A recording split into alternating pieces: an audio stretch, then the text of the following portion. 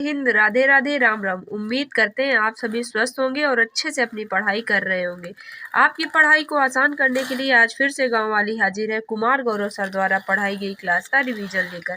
ये सर जो माँ बापू का सपना की खाकी सीरीज ले रहे हैं उसका रिवीजन है। ये खाकी सीरीज की क्लास नंबर 3 का रिवीजन है। इसमें सर ने उन सभी क्वेश्चंस को शामिल किया है जो किसी न किसी परीक्षा में आए हुए हैं और लगभग हर एक परीक्षा में आते हैं। तो उन सभी क्वेश्चंस के रिवीजन के लिए शुरू करते हैं आज की अपनी क्लास। तो सबसे पहले देखते हैं आज का मोटिवेशन कोट।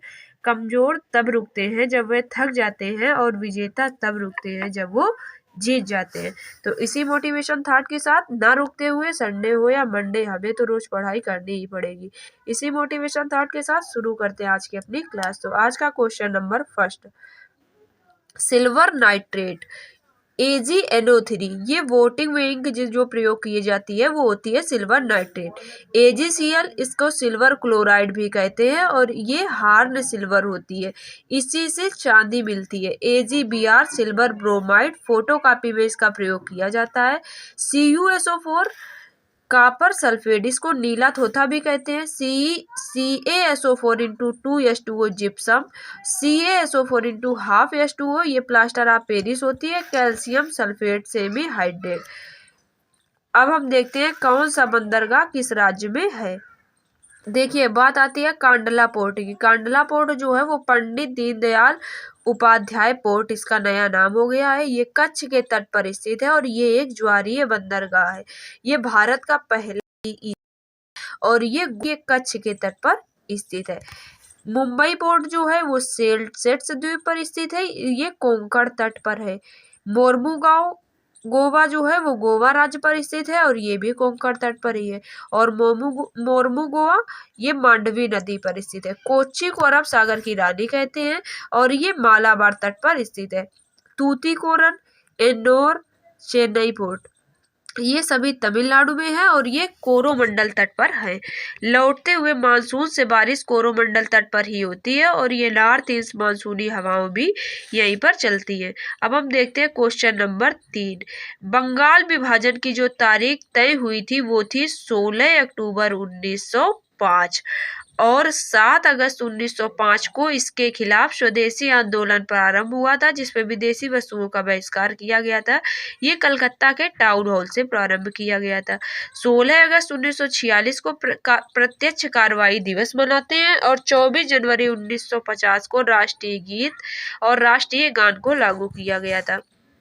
29 अगस्त 1947 को प्रारूप समिति का गठन हुआ था और 22 जुलाई 1947 को राष्ट्रीय ध्वज अपनाया गया था।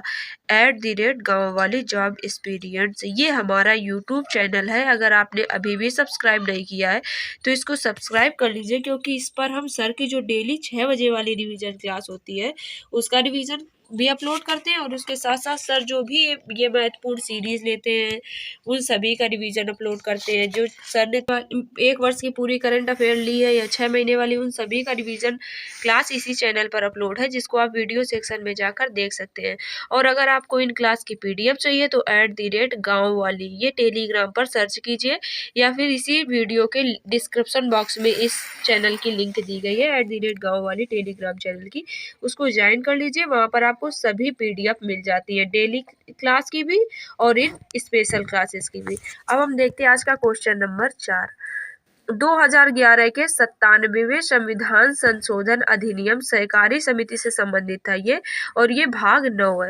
राजाओं का प्रीवियर्स समाप्त हुआ था, अर्थात पेंशन इनको राजाओं को पहले मिलती थी। 26वां संविधान संशोधन इंदिरा गांधी के समय। सिक्किम 22वें नंबर का राज्य 36वें संविधान संशोधन 1975 से बना था। सिक्किम 22वां नंबर का राज्य 36वें संविधान संशोधन 1975 से बना। मध्य परिषद का आकार 15% अधिकतम होते हैं मंत्री और दिल्ली में होते हैं 10%। आज का question number 5, queen of Kathak Rabindranath Tagore ji ने सितारा देवी को कहा था। भारत में शास्त्रीय नृत्य जो है वो है 8, सबसे नवीनतम है सत्रिया असम का और सबसे पुराना है भारतनाट्यम। भारतनाट्यम की प्रसिद्ध कलाकार है रुक्मणी देवी अरुंडली और पद्मा सुब्रमण्यम। सत्रिया के हैं शंकर देव। सितारा देवी कथक नृत्य से संबंधित है।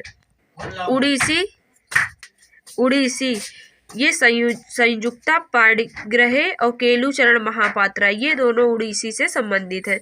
अब हम देखते हैं अपना क्वेश्चन नंबर 6। इसमें सभी खेल की संस्थाएं जो है उनका रिवीजन सर ने कराया है। फीफा ये फुटबॉल से संबंधित संस्था है और इसके हेड हैं इन्फेंटिनो। फीफा की स्थापना 21 मई 1904 को हुई थी। इसका हेड क्वार्टर ज्यूरिख स्विट्जरलैंड में है और 22वां वर्ल्ड कप जो हुआ था फीफा का कतर में हुआ था, इसको अर्जेंटीना जीता और फ्रांस इसका उपविजेता बना। आईसीसी क्रिकेट से की है और ये 1909 में इसकी स्थापना हुई। दुबई यूएई में हेडक्वार्टर है। ग्रेग बगलने इसके हेड है। T20 world cup 2024 West Indies और यूएसए में होना तय है। आईओसी ओलंपिक, इसकी ओलंपिक समिति जो है वो 23 जून 1894 को बनी। हेडक्वार्टर ल्यूसार्ड स्विट्जरलैंड, इसके हेड है थॉमस वांग। ये है हमारा यूट्यूब चैनल, जल्दी से जल्दी करें सब्सक्राइब। फिडे शतरंज से संबंधित संस्था है। 20 जुलाई 1924 को इसकी स्थापना हुई। ल्यूजान इसका हेडक्वार्टर। अंतरराष्ट्रीय शतरंज दिवस जो है वो भी 20 जुलाई को ही मनाया जाता है। फिडे के उपाध्यक्ष है विश्वनाथ आनंद। आज का क्वेश्चन नंबर 7। 1858 का अधिनियम ईस्ट इंडिया का शासन समाप्त करके क्राउन शासन प्रारंभ। महारानी विक्टोरिया का पत्र आया था जिसको कैनिंग ने पढ़ा था। इसको इलाहाबाद घोषणा कहते हैं और इसी से 1858 के अधिनियम से ही गवर्नर जनरल के स्थान पर वायसराय प्रारंभ हुआ था और पहला वायसराय बना था कैनिंग। 1919 में प्रांतों में द्वैत शासन लागू हुआ था और मॉन्टेग्यू चेम्सफोर्ड अधिनियम। 1909 मार्ले मिंटो एक्ट था। सांप्रदायिक निर्वाचन प्रणाली लागू, जिसमें मार्ले था भारत सचिव और मिंटो था वायसराय।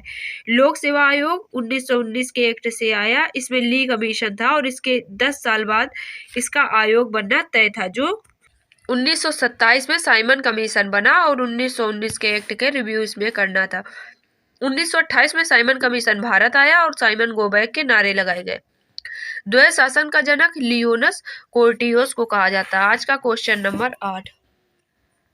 विधान परिषद।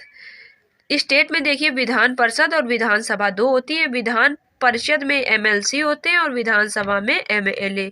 एमएलसी बनने के लिए न्यूनतम आयु 30 वर्ष और एमएलए बनने के लिए न्यूनतम आयु 25 वर्ष होनी चाहिए। केंद्र में होता है लोकसभा और राज्यसभा, जिसके बनने के लिए लोकसभा के लिए न्यूनतम आयु 25 वर्ष और राज्यसभा के लिए 30 वर्ष होती है। राष्ट्रपति, उपराष्ट्रपति और राज्यपाल इसके लिए 35 वर्ष। वोट डालने की न्यूनतम उम्र 18 वर्ष। कुछ राज्यों में द्विसदनीय विधानमंडल है, जैसे कि पहले जम्मू कश्मीर में था लेकिन अब नहीं है क्योंकि जम्मू कश्मीर राज्य नहीं रहा। इसके लिए ट्रिक है तू भी मजाक कर। टी से हुआ तेलंगाना, यू से उत्तर प्रदेश, बिहार, फिर यम से हुआ महाराष्ट्र, ए से आंध्र प्रदेश और केआर से कर्नाटक। अब हम देखते हैं प्रमुख नदियों की सहायक नदियां। देखिए सबसे पहली प्रमुख नदी है गंगा। गंगा की सहायक नदियां हैं रामगंगा, गोमती, घाघरा, कोसी, गंडक, महानंदा, यमुना और सोन। गोमती नदी के किनारे बसा शहर है लखनऊ और घाघरा जो है उसकी सहायक नदियां है सरयू। कोसी बिहार का शोक इसे कहते हैं और सोन जो है वो मगध में थी और ये अमरकंटक की पहाड़ी से निकलती है। अब हम बात करते हैं यमुना नदी की। यमुना की सहायक नदियां हैं चंबल, सिंध, बेतवा, केन। बेतवा पर माता टीला परियोजना स्थित है। फिर हम देखते हैं ब्रह्मपुत्र नदी को। इसको तिब्बत में सांगपो कहते हैं और इसकी जो सहायक नदियां हैं वो है धनसिरी, सुबनसिरी, लोहित, तिस्ता, मानस और कामेंग। जो लोहित नदी है इस पर ढोला सादिया पुल स्थित है, जिसको हम भूपेन हजारिका पुल भी कहते हैं। नया नाम इसका हो गया भूपेन हजारिका पुल। ये असम को अरुणाचल प्रदेश से जोड़ता है। गोदावरी नदी की सहायक नदियां पेनगंगा, वेनगंगा, इंद्रावती, मंजरा, प्राणहिता। कृष्णा की सहायक नदियां भीमा, कोयना, मूसी, घाटप्रभा, मालप्रभा, तुंगभद्रा। और कावेरी की सहायक नदियां हैं हेमवती और काबिनी। कावेरी पर ही तंजावुर शहर स्थित है जो तमिलनाडु में स्थित है और कावेरी नदी पर मैटूर बांध भी तमिलनाडु में है और इसी पर शिव समुद्रम बांध और शिव समुद्रम जलप्रपात भी स्थित है जो कर्नाटक में है। हम देखते हैं अपना क्वेश्चन नंबर 10। सम्राट अशोक ने कुल 14 शिलालेख लिखवाए और 7 स्तंभ लेख। अशोक सम्राट से पहले अवंती के राज्यपाल थे 269 BC में। बिंदुसार अशोक के पिता थे। पहला शिलालेख पशु बलि की निंदा, दूसरा शिलालेख पशु चिकित्सा से संबंधित है और 13 नंबर का शिलालेख किलिंग युद्ध से संबंधित है। 261 बीसी में ये हुआ, दया नदी में, और तुलसी राजधानी थी। कलिंग युद्ध के बाद इन्होंने धम्म नीति अपनाई और जनता से धार्मिक आचरण करने का अनुरोध किया। लोरिया नंदन बिहार से में है और रामपुर शिलालेख भी बिहार में है। टोपरा से दिल्ली शिलालेख फिरोज शाह तुगलक लाया था और अभिलेखों को पहली बार जेम्स प्रिंसेस ने पढ़ा था 1837 में। इसी के साथ हमारे 10 प्रश्न हुए पूरे। अगर आपने अभी भी हमारे चैनल को सब्सक्राइब नहीं किया है तो सब्सक्राइब कर लीजिए और पीडीएफ के लिए टेलीग्राम चैनल को भी ज्वाइन कर लीजिए, क्योंकि इस पर हम डेली रिवीजन क्लास अपलोड करते हैं और उसकी पीडीएफ टेलीग्राम चैनल पर। आज की क्वेश्चन नंबर 11, आर्टिकल 263 अंतरराष्ट्रीय परिषद से संबंधित है। इसके हेड होते हैं प्रधानमंत्री। अनुच्छेद 40 ग्राम पंचायत से संबंधित है, ये डीपीएसपी का भाग है। अनुच्छेद 54 राष्ट्रपति के निर्वाचन मंडल से संबंधित, जिसमें इलेक्टेड एमएलए और एमपी शामिल होते हैं। अनुच्छेद 110 धन विधेयक।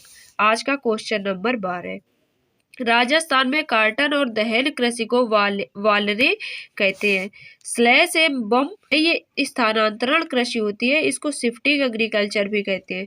नॉर्थ ईस्ट इंडिया में इसको झूमिंग कहते हैं, साउथ ईस्ट इंडिया में वालरे, आंध्र प्रदेश में पोंडू, ब्राजील में रोका, बस्तर और अंडमान निकोबार में दीवा, और रे जो है वो वियतनाम में कहते हैं, मलेशिया में कहते हैं लादेन। इसी के साथ आज की रिवीजन क्लास हुई पूरी। आपको आज की क्लास कैसी लगी कमेंट सेक्शन में लिखकर जरूर बताइए। अगर इस क्लास में कोई समस्या और परेशानी है आपको तो उसको भी लिखकर बताइए और इस पीडीएफ के लिए ज्वाइन कीजिए हमारे टेलीग्राम चैनल को। Thank you for watching.